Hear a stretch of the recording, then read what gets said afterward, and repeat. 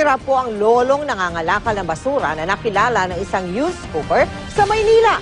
Kabisado niya ang mga scientific name ng mga halaman at alam niya maging ang mga pinakamahihirap na salita sa wikang Ingles. Kilalanin natin siya at ang kanyang nakakaantig na kwento sa pagtutok ni Lay Alves. Nakatawag pansin kay youth scooper Debe Cargando ang mamang ito sa Maynila dahil sa birong angking talino niya. Paano'y sa ulo raw nito ang mga scientific name ng iba't ibang halaman, kaya tinunton namin siya. Siya pala si Mang Alfredo Di Chanco Manuel, nagbebenta ng dyaryo at namumulot ng mga mapapakinabangang basura. Pero ito ang kanyang libangan, magsulat ng mga scientific name ng mga halaman. Scientific name ng mango, mangga. Mangifera indica. Sampagita. Has meaning sandbak.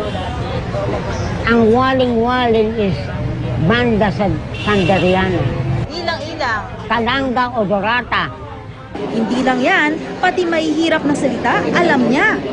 Iconoclast, an image destroyer. Nepenthe, a drug inducing forgetfulness of sorrow. Tintinabulation is the ringing of bells. Kakistocracy is a government, a form of government that is ruled by worse criminals, recidivists, scoundrel, law offenders.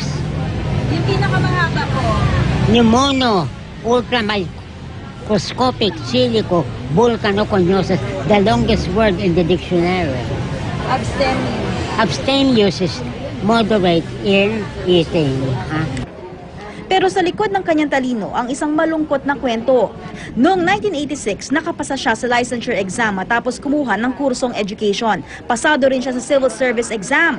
Ang diploma nakuha niya matapos mamasukan bilang janitor sa isang eskwelahan sa Malate, Maynila. Pero paulit-ulit daw siyang tinanggihan ng mag-apply bilang guro dahil sa record ng umano'y pagnanakaw niya sa eskwelahan kung saan siya namasukan bilang janitor. Wala naman akong kaalam-alam dyan sa pangyayari nyo na supposing nangyari.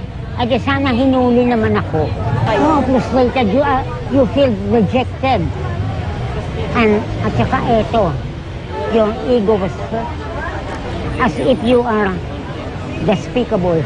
Si Professor Benjamin Mangubat ng UP Manila, kabilang sa mga namamangha at nanghihinayang sa sinapit ni Mang Alfredo. He knows more than I do. So I want to write a book about him. Gusto kong sulat siya, yung buhay niya is, to me, very, iba yan, Parang kinalimutan ka ng lipunan, tapos ginawa mo na yung mga indicators, di ba, ng success. Wala nang katuwang sa buhay si Mang Alfredo. Marami man ang nasasayangan sa kanyang talento. Ang ipinamalas niyang pagkauhaw sa kaalaman, hindi panghihinayangan, bagkus ay dapat kapulutan ng inspirasyon at aral. Napakasarap kung mag-aaral lang ang iba. Dinivote ko ang time ko sa ganito, sa writing, reading, research. Kasi kung hindi ako nag-devote dito sa ganito, I can speak, explain. Kung magagawi ka sa bahagi na Maynila, baka makasalubong mo si Mang Alfredo. At kung may ilang minuto, makinig ka sa kanyang mga kwento at matuto.